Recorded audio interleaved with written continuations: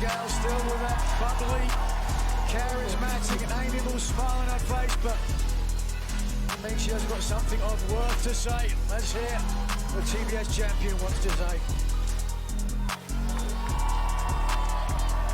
Infectious smile, just really a great person.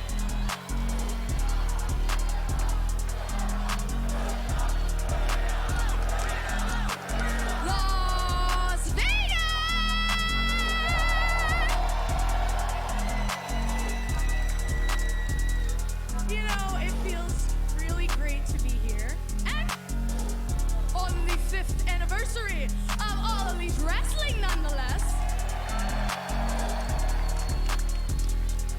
And we got Collision on TBS tonight. And you can't have Collision on TBS without the face of TBS.